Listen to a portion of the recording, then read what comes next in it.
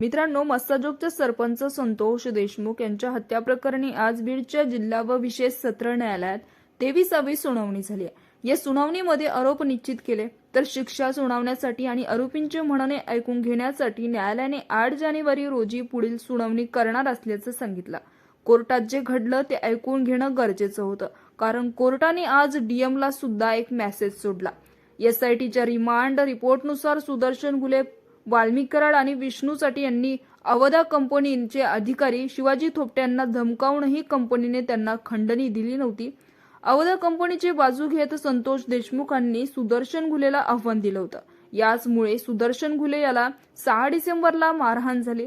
खंडणीला अडथळा ठरेल म्हणून वाल्मिक कराड आणि इतर आरोपींनी संतोष देशमुखांच्या हत्येचा कट रचला. 9 डिसेंबर 2024ला बीड जिल्ह्यातील केस तालुक्याच्या मस्साजोग गावाचे सरपंच संतोष देशमुख यांना सुदर्शन घुले, जयराम साठे, कृष्णा आंधळे, प्रतीक घुले, सुधीर संगळे, महेश केदार या 6 आरोपींनी टाकळी शिवारामध्ये नेलं. तिथे मारहाण केली. एका बाजूला आरोपी सुदर्शन घुलेचं शेत, त्या ठिकाणी नेऊन अत्यंत क्रूरपणे आरोपी सुदर्शन घुले आणि त्यांच्या साथीदारांकडून गॅस पाईप आणि काठीने संतोष देशमुख यांना मारहाण करण्यात आले आणि बरोबरच व्हिडिओ कॉल करून मारहाणीच्या अगोदरचे व्हिडिओ देखील दाखवण्याची माहिती समोर आली आहे. मृतदेहावर लघुशंका करून त्यांचे व्हिडिओ बनवले गेले. विशेष म्हणजे त्यांची त्याच दिवशी प्रतीक घुलेची एक जुनी पोस्ट व्हायरल झाली.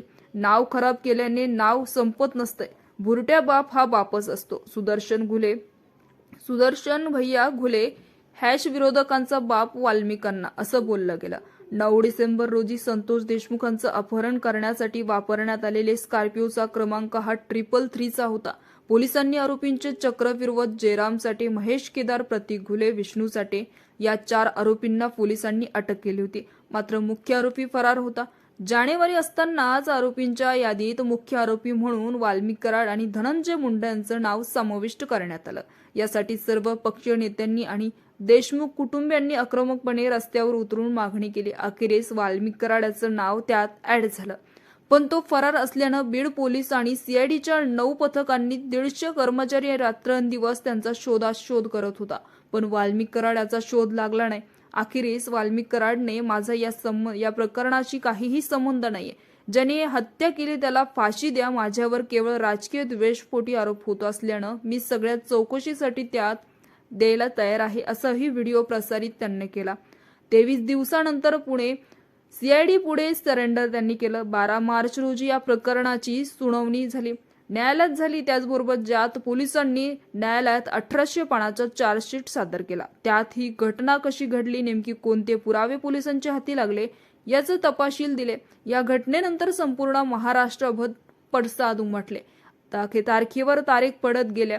जामीन अर्ज फेटाळले गेले. पण आज झालेल्या सुनावणीत न्यायाधीशांनी सर्व आरोपींना असलेल्या गुन्ह्याबाबत माहिती दिली. या दरम्यान न्यायाधीशांनी संतोष देशमुख हत्या प्रकरणातील मुख्य आरोपी वाल्मिक कराडसह अन्य आरोपींना न्यायाधीशांनी असलेल्या गुन्ह्याबाबतची माहिती दिली.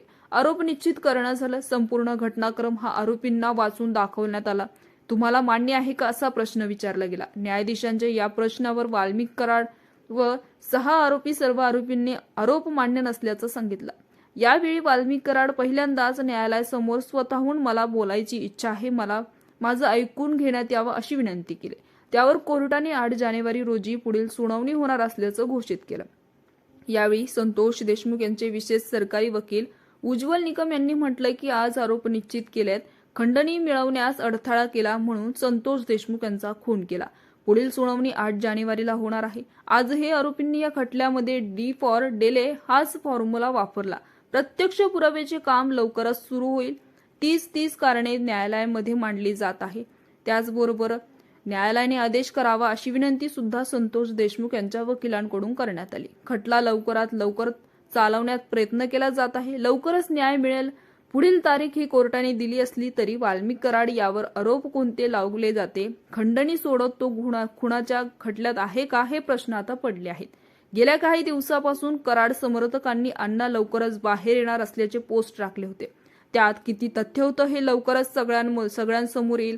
क्रूर हत्येचे बळी ठरणारे स्वर्गीय संतोष देशमुख यांना लवकरच न्याय मिळावा ही सगळ्यांची इच्छा आहे. संतोष देशमुख यांची ज्या पद्धतीने हत्या झाली होती ती हत्या किळसवाणी होती. ती हत्या माणुसकीला हादरवणारी होती. ती हत्या माणुसकीवरचा विश्वास उडवणारी होती.